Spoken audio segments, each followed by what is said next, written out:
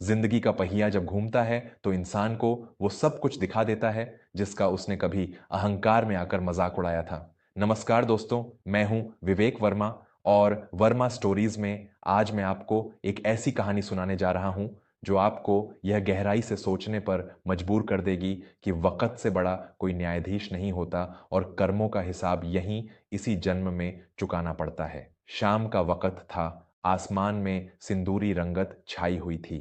शहर के सबसे महंगे इलाके की एक चमचमाती सड़क पर एक काले रंग की शानदार गाड़ी आकर रुकी। गाड़ी का दरवाजा खुला और उसमें से 25-26 साल का एक नौजवान बाहर निकला। उसने एक बहुत ही साधारण लेकिन कीमती परिधान पहना हुआ था और उसके चेहरे पर एक अजीब सा सुकून था। उसका नाम था माधव। माधव अपनी एक महत्वपूर्ण व्यापारिक बैठक के लिए जा रहा था। तभी उसकी नज़र सड़क के किनारे खड़ी एक सब्जी की ठेली पर पड़ी। वैसे तो उस मुख्य सड़क पर ठेले वालों का खड़ा होना सख्त मना था, लेकिन शायद वो औरत पुलिस की नज़रों से छुपकर वहां अपनी सब्जियां बेच रही थी। माधव की नज़र जैसे ही उस औरत के चेहरे पर पड़ी, उसके कदम वहीं जमीन पर ठिठक गए। उसे अपनी आंखों पर यकीन नहीं हो रहा था। वो कोई और नहीं बल्कि उसकी अपनी पत्नी नंदिनी थी। वही नंदिनी जो 4 साल पहले उसे सिर्फ इसलिए हमेशा के लिए छोड़कर चली गई थी क्योंकि माधव तब एक सब्जी वाला हुआ करता था। माधव की आंखों के सामने 4 साल पुराना वो दर्दनाक मंजर किसी चलचित्र की तरह फिर से चलने लगा। माधव एक बहुत ही पढ़ा लिखा और होनहार लड़का था, लेकिन पिता की अचानक मृत्यु और परिवार के सिर पर आए भारी कर्ज ने उसे अपने सपनों को कुछ समय के लिए किनारे रखने पर मजबूर कर दिया था। घर की जिम्मेदारी का बोझ ऐसा था कि कोई बड़ी नौकरी तुरंत मिलना मुमकिन नहीं था। इसलिए अपने परिवार को भूखा मरने से बचाने के लिए माधव ने अपने पुश्तैनी खेत में उगी जैविक सब्जियों को शहर लाकर ठेले पर बेचना शुरू कर दिया। कोई भी काम छोटा या बड़ा नहीं होता, माधव हमेशा इसी उसूल पर चलता था। लेकिन उसकी पत्नी नंदिनी को यह सब बिल्कुल भी मंजूर नहीं था। नंदिनी बहुत ही महत्वाकांक्षी थी। उसे ऊंचा रुतबा, पैसा और समाज में एक झूठी शान दिखाने का बहुत शौक था। जब उसकी सहेलियां पूछतीं कि तुम्हारा पति क्या करता है, तो वो शर्म से गड़ जाती थी। उसे माधव की मेहनत नहीं बल्कि उसका ठेला दिखाई देता था। एक रात घर में भयंकर तूफान उठा। नंदिनी ने अपना सारा सामान बांध लिया था। माधव ने जब उसे रोकने की कोशिश की तो नंदिनी का गुस्सा फूट पड़ा। मैं अब और इस नरक में एक पल भी नहीं रह सकती माधव। मेरी सहेलियां मुझ पर हंसती हैं, कहती हैं कि नंदिनी का पति तो गली गली धक्के खाकर आलू प्याज बेचता है। मेरी तो इस समाज में जैसे कोई इज्जत ही नहीं रह गई है, नंदिनी चीखते हुए कह रही थी। माधव ने उसके हाथ जोड़कर उसे समझाने की बहुत कोशिश की थी। नंदिनी, यह कोई चोरी या बेईमानी का काम तो नहीं है ना। मैं अपनी मेहनत के पसीने की रोटी कमा रहा हूं। बस कुछ समय की ही तो बात है। पिताजी का सारा कर्ज उतरते ही मैं अपना कारोबार बहुत बड़ा कर लूंगा। मुझे इस मुश्किल वक्त में बस तुम्हारा साथ चाहिए। लेकिन नंदिनी की आंखों पर तो जैसे झूठे रुतबे और पैसों के लालच की पट्टी बंधी हुई थी। उसने बेहद नफरत भरी नजरों से माधव को देखा और तिरस्कार से कहा, कारोबार? एक सब्जी वाले का क्या कारोबार होगा? तुम जिंदगी भर इसी तरह सड़कों की धूल फांकते हुए ठेला खींचते रहोगे और मैं तुम्हारे साथ अपनी जिंदगी बर्बाद नहीं कर सकती। मेरी बड़ी बहन शालिनी के एक दूर के रिश्तेदार हैं शहर में। उन्होंने मुझे शहर की एक बहुत बड़ी संस्था में नौकरी दिलाने का पक्का वादा किया है। मैं जा रही हूं और अब कभी लौटकर तुम्हारी इस झोपड़ी में नहीं आऊंगी। एक सब्जी वाले की पत्नी बनकर घुट घुट कर जीने से लाख गुना बेहतर है कि मैं अकेली रह लूं। माधव ने उसे दरवाजे की चौखट तक रोकने की बहुत कोशिश की, उसके आगे गिड़गिड़ाया, लेकिन नंदिनी ने बहुत ही बेरहमी से उसका हाथ झटक दिया और हमेशा के लिए उस घर की दहलीज पार कर गई। नंदिनी के जाने के बाद माधव भीतर से पूरी तरह टूट गया था। जिस इंसान के लिए वो दिन रात एक करके पसीना बहा रहा था, उसी ने उसके काम को, उसकी ईमानदारी को सरेआम जलील कर दिया था। लेकिन माधव ने अपनी इस असहनीय पीड़ा को अपनी कमजोरी नहीं बनने दिया, बल्कि इसे अपनी सबसे बड़ी ताकत बनाया। उसने दोगुनी लगन और मेहनत शुरू कर दी। वो रोज सुबह 4 बजे उठता, खेतों से ताजी जैविक सब्जियां लाता और ग्राहकों को सीधा उनके घरों तक पहुंचाता।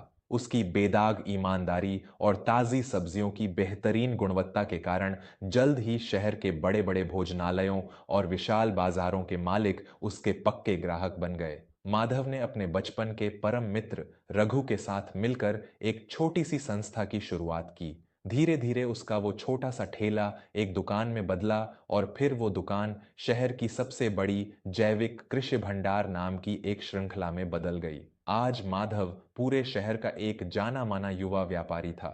उसके पास अथाह पैसा, रुतबा और इज्जत सब कुछ था। वो अब किसी के आगे मोहताज नहीं था, लेकिन उसके दिल के एक छोटे से कोने में आज भी 4 साल पुराना वो जख्म ताजा था। और आज पूरे 4 साल बाद नियति ने उसी नंदिनी को लाकर उसके सामने खड़ा कर दिया था। नंदिनी ने एक बहुत ही पुरानी और फटी हुई सूती साड़ी पहनी हुई थी। चिलचिलाती धूप और सड़कों की धूल से उसका रंग पूरी तरह झुलस गया था। वो बिल्कुल उसी तरह एक टूटे हुए ठेले पर सब्जियां सजाकर खड़ी थी, जिस ठेले से उसे कभी घिन आती थी। माधव भारी कदमों से धीरे धीरे चलता हुआ उसके ठेले के पास पहुंचा। नंदिनी ने बिना चेहरा देखे किसी आम ग्राहक की उम्मीद में सिर झुकाए हुए ही अपनी थकी हुई आवाज में कहा, आइए बाबूजी, ताजे टमाटर हैं, भिंडी भी एकदम नरम है, बताइए क्या तौल दूं? माधव कुछ नहीं बोला। वो बस खामोशी से उसे देखता रहा। उसकी लंबी खामोशी देखकर नंदिनी ने जैसे ही अपना सिर ऊपर उठाया, उसके हाथों से सब्जियों का तराजू छूटकर नीचे जमीन पर गिर पड़ा। उसके सूखे होंठ बुरी तरह कांपने लगे और उसकी आंखों में एक ही पल में शर्म, हैरानी और गहरे पछतावे के आंसू तैर गए। माधव, तुम यहां? नंदिनी की लड़खड़ाती आवाज उसके गले में ही घुट कर रह गई। उसने माधव के महंगे कपड़े देखे और पीछे कुछ दूरी पर खड़ी वो आलीशान गाड़ी देखी। माधव की आंखों में उसके लिए कोई नफरत या बदले की भावना नहीं थी, बस एक बहुत ही गहरी शांति थी। हाँ नंदिनी, मैं, कैसी हो तुम? माधव ने बहुत ही सहज और शांत आवाज में पूछा। नंदिनी की नजरें जमीन में गड़ गईं। वो अपने आंसुओं के सैलाब को किसी भी कीमत पर रोक नहीं पा रही थी। मैं ठीक हूं, तुम कैसे हो? से मैंने लोगों से सुना था कि तुमने अब बहुत बड़ा व्यापार खड़ा कर लिया है। माधव ने ठेले पर सजी उन थोड़ी सी सब्जियों को देखा और एक गहरी सांस लेते हुए कहा, वक़्त की चाल बहुत अजीब होती है नंदिनी। ये इंसान को घुमाकर ठीक वहीं लाकर खड़ा कर देता है जहां से वो भागने की कोशिश करता है। तुमने जिस काम को नीचा समझकर मेरी गरीबी का मजाक उड़ाकर मुझे जलील किया था, आज अपना पेट पालने के लिए तुम्हें खुद वही काम करना पड़ रहा है। यह सुनते ही नंदिनी वहीं जमीन पर बैठ गई और फफक फफक कर रो पड़ी। मुझे माफ कर दो माधव, मैं बहुत बड़ी मूर्ख और लालची औरत थी। मैंने झूठी शान और पैसों के लालच में अंधी होकर तुम्हारी सच्ची मेहनत का मजाक उड़ाया था। शहर आकर मुझे कुछ ही दिनों में पता चल गया था कि शालिनी दीदी का वो रिश्तेदार सिर्फ मुझे धोखा दे रहा था। उसने मीठी मीठी बातों में उलझाकर मेरे सारे जेवर ठग लिए और एक रात मुझे सड़क पर अकेला छोड़कर भाग गया। मैंने इस बड़े शहर में दर दर की ठोकरें खाई, बहुत सी जगह काम मांगा, पर किसी ने मुझे कोई काम नहीं दिया। आखिर में जब मेरे पास खाने का एक दाना नहीं बचा और भूखे मरने की नौबत आ गई, तो मुझे अपना पेट भरने के लिए यही ठेला किराए पर लेना पड़ा। आज मुझे समझ आ रहा है कि दिन भर इस कड़ी धूप में खड़े होकर एक एक रुपया कमाना कितना मुश्किल होता है। मैंने सच में तुम्हारे साथ बहुत बड़ा पाप किया था माधव, मुझे मेरी सजा मिल गई। माधव ने उसकी बातें शांति से सुनी। उसने अपनी जेब से कुछ पैसे निकाले और उन पैसों को आदर के साथ ठेले पर रख दिया।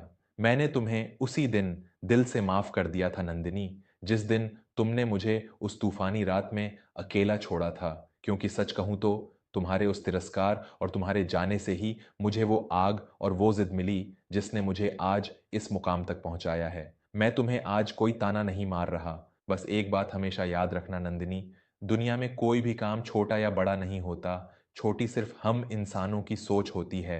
मेहनत और ईमानदारी की कमाई में जो इज्जत और जो सुकून है, वो किसी झूठे रुतबे या बेईमानी के पैसे में कभी नहीं मिल सकता। इतना कहकर माधव पलटा और धीमी चाल से अपनी गाड़ी की तरफ वापस बढ़ गया।